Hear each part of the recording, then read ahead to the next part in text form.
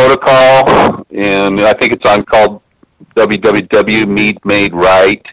It'll help you to figure out how much ferment O you need to feed your batch over the course of its lifetime, and it'll tell you at 4 different stages how much, when to put it in at 4 different places along the roadmap.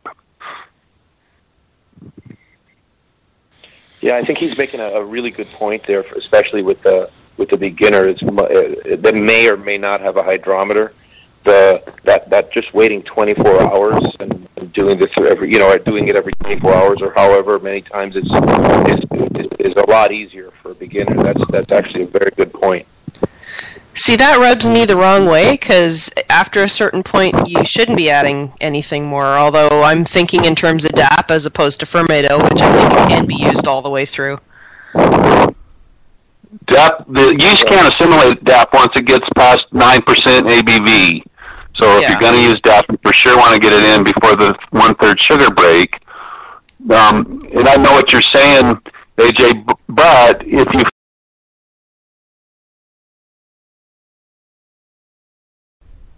are getting all of your yeast in before. Your call is forwarded to an automatic voice message system.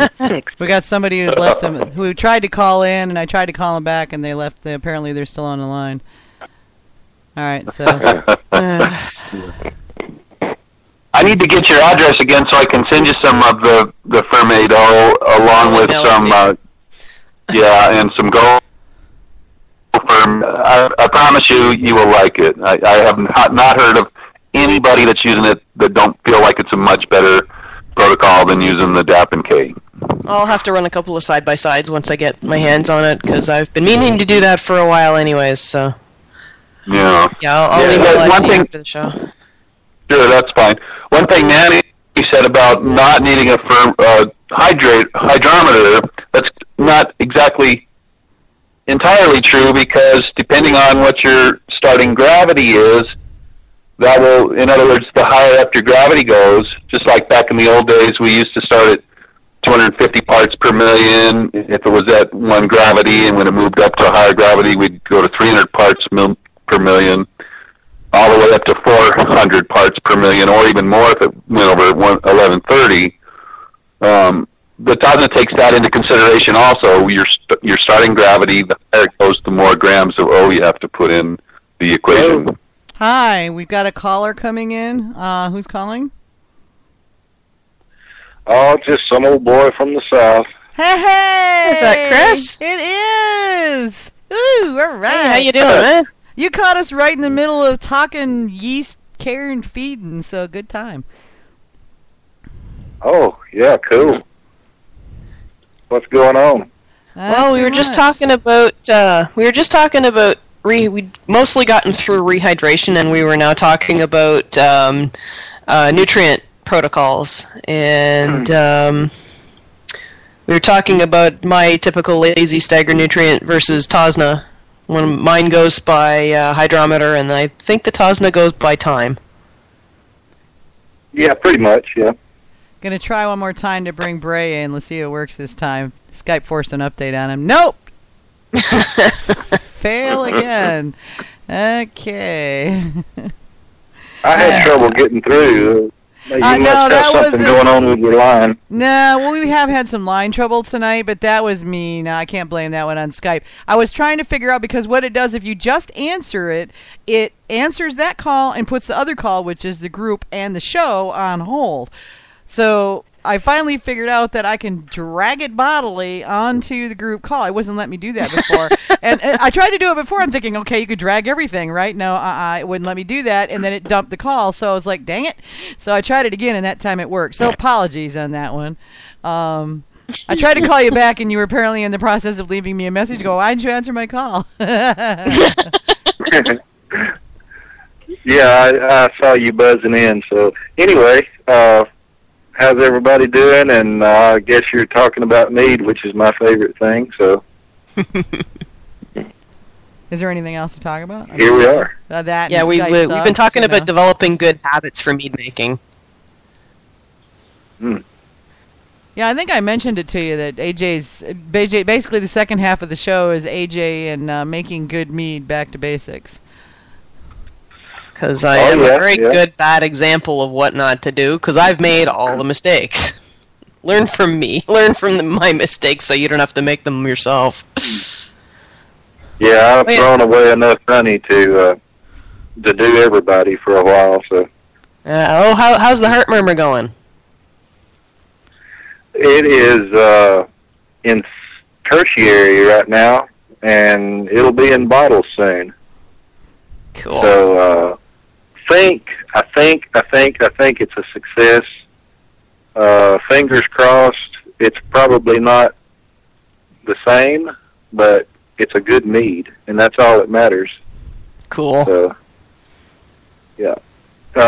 We had 4 test batches, and then the 5th batch was the big one. So I started out, I was going to do 3 gallons. I ended up doing 6.5. But, I think it's going to be a success for sure. I'm going to bring home some kind of medal with it. Even if I have to go to the trophy shop and have one made myself, I'm gonna hang a medal around the bottle. So. Well, I mean, we can. I could see about them adding a most effort into a recipe medal or something. Oh God! Most iterations of a recipe design or something. Yeah, most failures before success or something. Yeah, we're I know I would win that one. That's right. We're working on a plan to get him a bottle of Heart of Darkness. So I think I'm going to buy one and then send it down to him so that he can taste. Because every time we talk, he's like, so tell me your recollections of this and this and this. And I'm going, it's been like a year since I tasted it. And I'm like, I don't remember if I'm remembering right. I mean, all I remembered was really, really good, but not all the gory details, Oh, when I taste something that's that good, I don't forget it. So that's why I asked. I figured you might remember it, but you probably drink a lot more mead than I do. Well, that's the problem. I mean, in the course of especially the Mazer Cup, I'll probably taste over 100 meads. It gets a bit muddled after a while, and that's just the Mazer Cup. I mean, we won't even go there on, the stuff that I come across during the rest of the year. So. Oh, and by the way, for those who are listening and going, who is this fool? This is Chris from Mississippi, by the way. So how's everybody doing? Yeah, and for those of you who don't know, when we asked him how his heart murmur was, we weren't talking about the thing in his chest. We're talking about the fact that he's doing a love child of the Heart of Darkness. From Schramm's Mead, Ken Schramm's original creation, and he and Ken have actually spoken. This is basically an homage to the Heart of Darkness, and Chris is doing this without ever having actually tasted the Heart of Darkness, so it's really been fascinating to watch all of this happen. Yeah, I went online and I read every review that I could find of the Heart of Darkness. And so then I went through and I tried to pick out the common things that everyone said that I could find that everyone seemed to notice. And so that's what I built on. And so whether I accomplished it or not, I won't know until I taste the actual Heart of Darkness. But whether I got it right or not, I still came up with a really good mead. So that's all that matters, I guess. Mm-hmm. But I did want to say one thing before talking about yeast or anything like that. I appreciate everybody that kept in touch with me and all the well wishes and everything. I really appreciate it. We were all thinking about you, Chris. That was pretty scary. I mean, scared the living daylights out of me when I heard about it. So.